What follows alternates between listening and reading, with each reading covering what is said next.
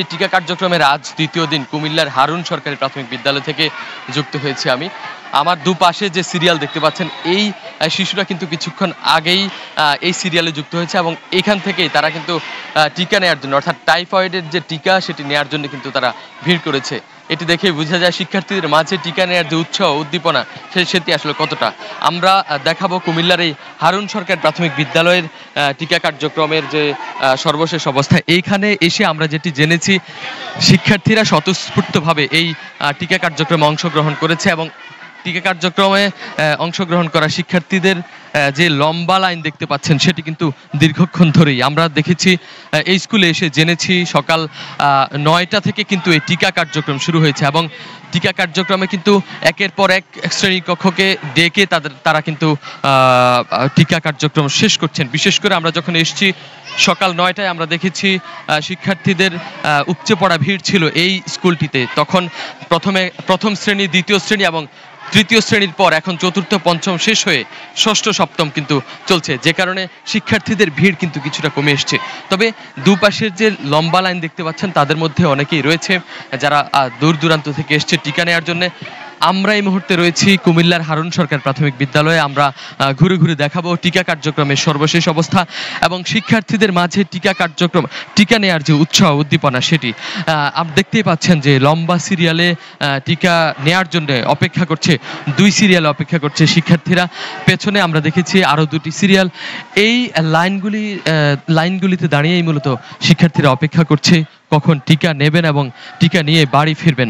আমরা এখানে আসার আগে যেটি সিভিল সার্জন কার্যালয় থেকে জেনেছি এই কুমিল্লা জেলায় কিন্তু এই বছর সবচেয়ে বেশি টিকা রেজিস্ট্রেশন হয়েছে এবং সেটির লক্ষ্যমাত্রা ছিল 15 লাখের মতো, যা শেষ হয়েছে প্রায় 13 লাখের মতো শিক্ষার্থীকে কিন্তু এই টিকা কার্যক্রমের রেজিস্ট্রেশনের আওতাভুক্ত করা হয়েছে।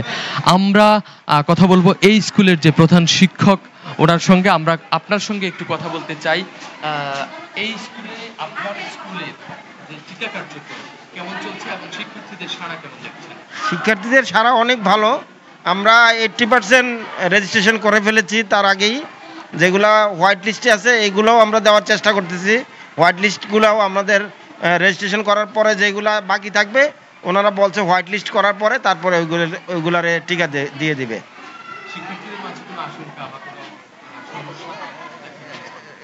শিশু শ্রেণী 1 ওইগুলোর মধ্যে একটু ভয় ছিল, তারা কান্নাকাটি করেছে, তাদের অভিভাবক নিয়ে আসতে বলেছিলাম আমি।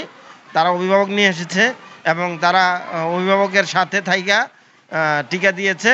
অনেকে একটু ভয়টাই পাইছে, যে বাচ্চারা তো একটু ভয় পায়, কিন্তু টিকা দেওয়ার পরে খুব স্বাভাবিক যে ভয় পায় নাই, সে এটা বলছে। আমরা কথা বলছিলাম প্রধান শিক্ষকের সঙ্গে স্কুলের। তিনি আমাদেরকে বলছিলেন যে শিক্ষার্থীদের মাঝে শিশু শ্রেণী এবং প্রথম শ্রেণী শিক্ষার্থীদের মাঝে একটি আশঙ্কা ছিল, ভয় ছিল, কিন্তু সেই ভয়টি কিন্তু টিকা নেওয়ার পরই কেটে গিয়েছে। আমরা এখানে এসে যে শিক্ষার্থীদের দীর্ঘ লাইন দেখছি এটি কুমিল্লার টিকাদান কেন্দ্রের। আমরা কথা বলবো কয়েকজন অভিভাবকের সঙ্গে, আমরা কথা বলতে চাই তাদের সঙ্গে। আমরা যাব তাদের সঙ্গে কথা বলবো। আমরা আপনার সঙ্গে একটু কথা বলতে চাই। এখানে এসে টিকা দিয়েছেন কিনা?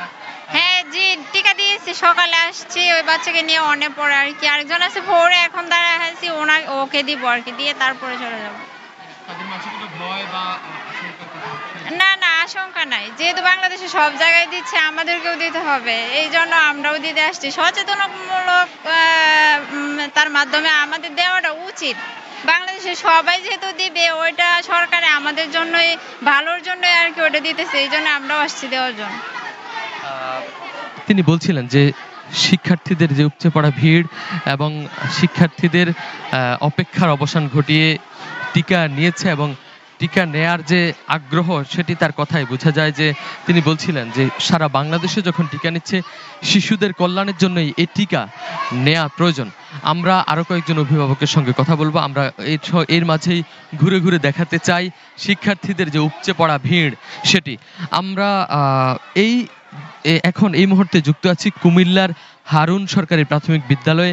এই বিদ্যালয়ের প্রায় 1000 শিক্ষার্থী এই টিকা কার্যক্রমের আয়তায় এসছে এবং আমরা যেটি জেনেছি কুমিল্লার সিভিল সার্জন কার্যালয় সূত্রে যে এবার জেলায় টিকাদানের মোট লক্ষ্যমাত্রা ছিল প্রায় 15,86,019 জন এবং এখন পর্যন্ত টিকার রেজিস্ট্রেশন করেছে 13,02,61 জন, যা মোট লক্ষ্যমাত্রার 82%। অর্থাৎ এটি সারা বাংলাদেশে সবচেয়ে বেশি একটি জেলায় রেজিস্ট্রেশন করা টিকা গ্রহণকারীর সংখ্যা, যার কাছাকাছিও দেশের কোনো জেলা নেই।